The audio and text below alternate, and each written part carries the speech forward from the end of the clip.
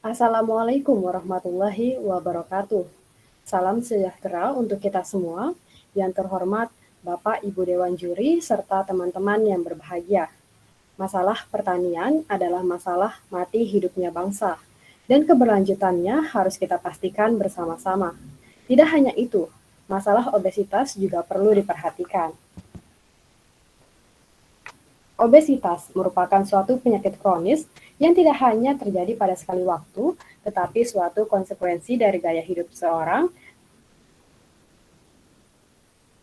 Di dunia, obesitas mengalami peningkatan lebih dari 2 kali lipat sejak tahun 1980. Prevalensi kelebihan berat badan tertinggi terdapat pada wilayah Amerika dan terendah di wilayah Southeast Asia. Obesitas menjadi penyebab kematian di berbagai wilayah di dunia dibandingkan dengan berat badan kurang. Pada tahun 2016, terdapat 41 juta anak di bawah usia 5 tahun mengalami obesitas menurut data WHO. Di Indonesia, penderita obesitas untuk usia lebih dari 18 tahun dalam satu dekade terakhir terus mengalami peningkatan. Pada tahun 2007, populasi orang dengan obesitas berada pada angka 10,5% dan meningkat pada tahun 2013 sebesar 14,8%, pada tahun 2018 terus meningkat sebesar 21,8%.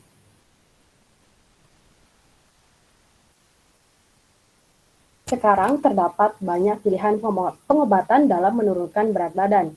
Namun dari beberapa pengobatan, ada beberapa yang dikategorikan berbahaya dan telah ditarik dari peredaran, seperti fenfluramin dan dexfenfluramin, karena memiliki efek samping yang dapat menyebabkan kecanduan dan merusak otak. Penurunan berat badan juga dapat diatasi dengan pengonsumsian Orlistat. Namun demikian, penggunaan Orlistat masih terbatas karena harganya relatif mahal dan juga terdapat beberapa efek samping. Oleh karena itu, masih diperlukan obat alternatif yang bersumber dari alam, yang memiliki khasiat yang sama atau lebih tinggi, tetapi dengan efek samping yang minim dan tentunya lebih terjangkau. Buah semangka telah terbukti memiliki efektivitas seperti satu tablet Orlistat sebesar 85%. Untuk bunga telang itu sendiri juga sudah terbukti memiliki aktivitas sebagai adipogenesis.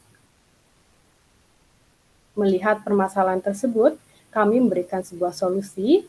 Tim Recabi dengan anggota baik Feby Zulfiani sebagai Direktur Utama, Rebecca Helen Wikarjanto sebagai Manajer Produksi, Farica Zakia Ifkarina sebagai Manajer Keuangan, dengan bangga mempersembahkan Calangkah, minuman probiotik kombucha dari ekstrak bunga telang dan dengan pemanis alami dari endokap semangka sebagai anti-obesitas.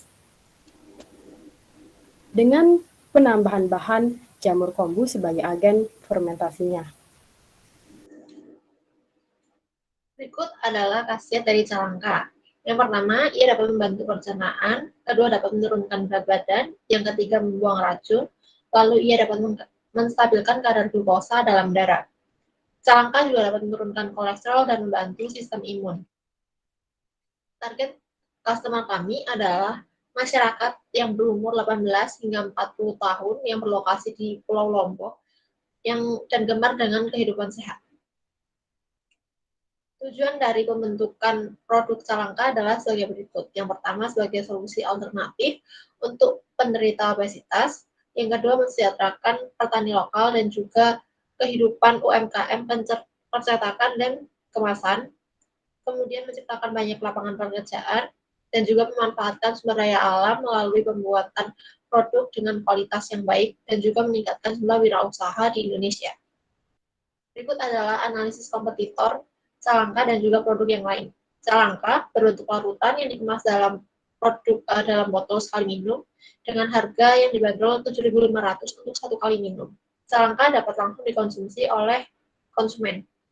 Yang kedua, untuk produk kompetitornya berbentuk tanaman kering yang dikemas dalam pouch dengan harga yang dibanderol 10.000 untuk satu kali minum dan harus diseduh terlebih dahulu dan juga disaring sebelum dikonsumsi.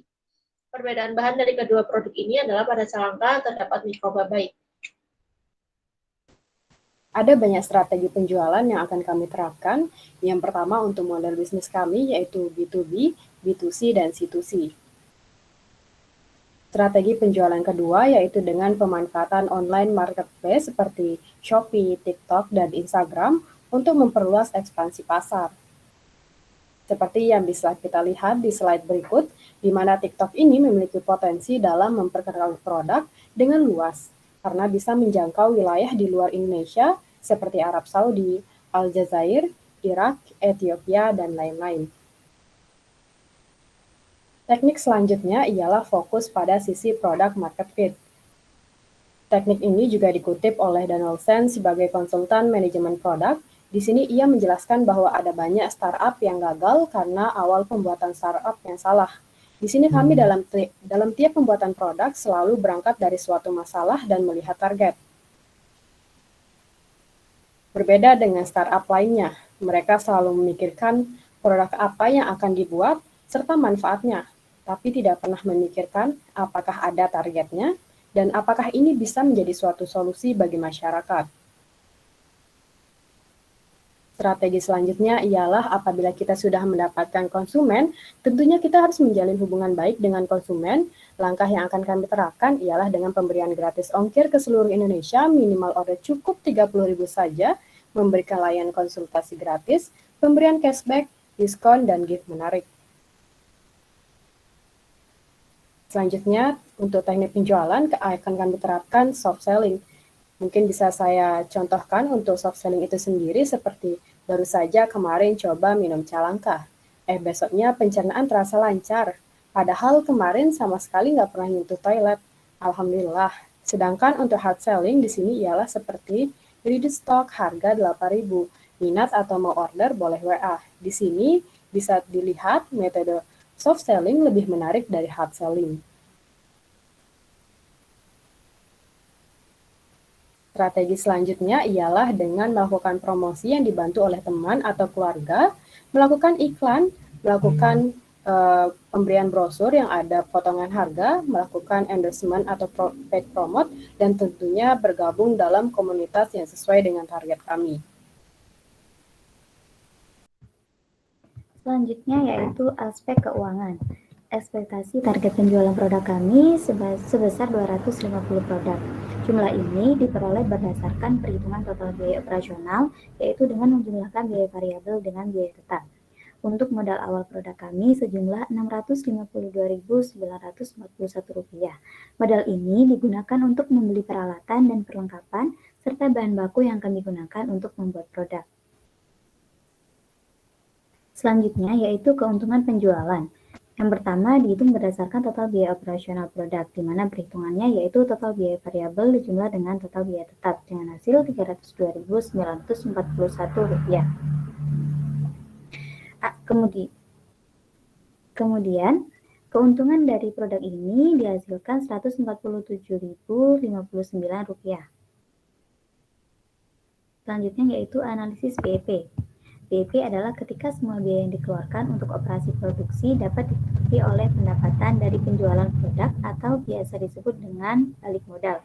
Dalam usaha kami, perhitungan BEP per unit diperoleh dengan jumlah 250 unit dan BEP rupiah diperoleh dengan jumlah Rp1.906.721. Kemudian benefit cost ratio. Benefit cost ratio ini adalah perbandingan antara benefit dengan cost.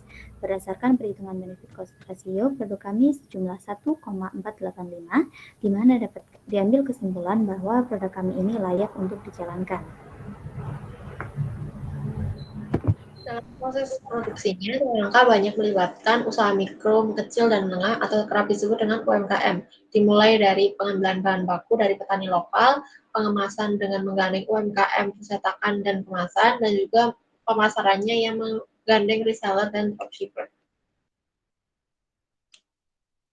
Baik, sekian penyampaian kami dari tim Recabi dari Universitas Negeri Malang. Kurang lebihnya mohon dimaafkan. Wassalamualaikum warahmatullahi wabarakatuh. Salam cakrawala.